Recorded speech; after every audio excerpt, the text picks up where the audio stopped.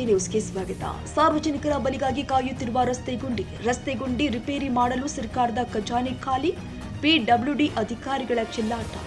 ಬಾಗಲಕೋಟೆ ಜಿಲ್ಲೆಯ ರಬಕವಿ-ಬನಹಟ್ಟಿ ತಾಲೂಕಿನ ರಬಕವಿ ಹೊಸ ಬಸ್ ನಿಲ್ದಾಣದ ರಬಕವಿ-ಕುಡಚಿ ಪ್ರಮುಖ ಹೆದ್ದಾರಿ ರಸ್ತೆಯಲ್ಲಿ ಗುಂಡಿಗಳು ಬಿದ್ದು ಸುಮಾರು ವರ್ಷಗಳೇ ಕಳೆದಿದೆ.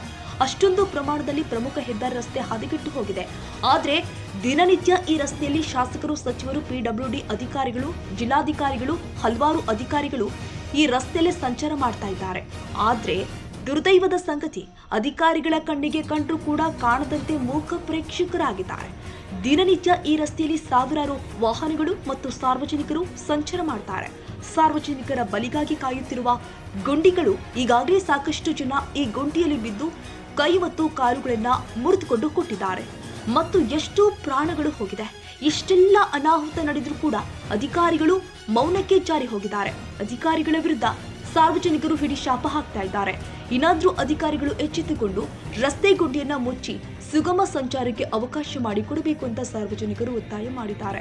ಇನ್ನು ರಬಕವಿ-ಬನಹಟ್ಟಿ ತಾಲೂಕಿಗೆ ಪ್ರಮುಖ ರಸ್ತೆಯಾಗಿದ್ದು ಈ ಗುಂಡಿ ಮುಕ್ತಾಯವನ್ನಾಗಿ ಯಾವಾಗ ಮಾಡ್ತಾರೆ ಎಂದು ಕಾದು ನೋಡಬೇಕಾಗಿದೆ.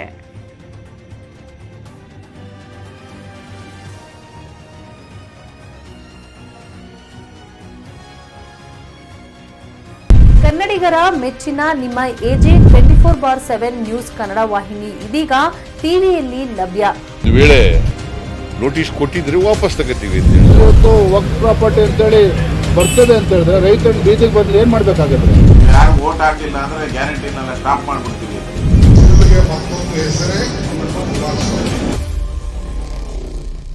ಕರ್ನಾಟಕ ಮತ್ತು ದೇಶ ವಿದೇಶ 360 ಡಿಗ್ರಿ ಸುದ್ದಿ ಹಾಗೂ ಉತ್ತರ ಕರ್ನಾಟಕ, ಬೆಳಗಾವಿ, ಬಾಗಲಕೋಟೆ, ಧಾರವಾಡ, ಹಾವೇರಿ, ಗದಗ, ಬಿಜಾಪುರ ಜಿಲ್ಲೆಯ ಕ್ಷಣದ ವಿವರವನ್ನ ಪಡೆಯುವುದಕ್ಕೆ ಎಜೆ 24/7 ನ್ಯೂಸ್ ಕನ್ನಡ ವಾಹಿನಿಯನ್ನ ಲೈಕ್ ಮಾಡಿ, ವಿಡಿಯೋಗಳನ್ನ ಶೇರ್ ಮಾಡಿ, ಕಮೆಂಟ್ ಮಾಡುವ ಮೂಲಕ ನಮ್ಮ ವಾಹಿನಿಗೆ ಸಹಕಾರ ನೀಡಿ ಮತ್ತು ಚಾನೆಲ್ ಅನ್ನ ಸಬ್ಸ್ಕ್ರೈಬ್ ಮಾಡಿ.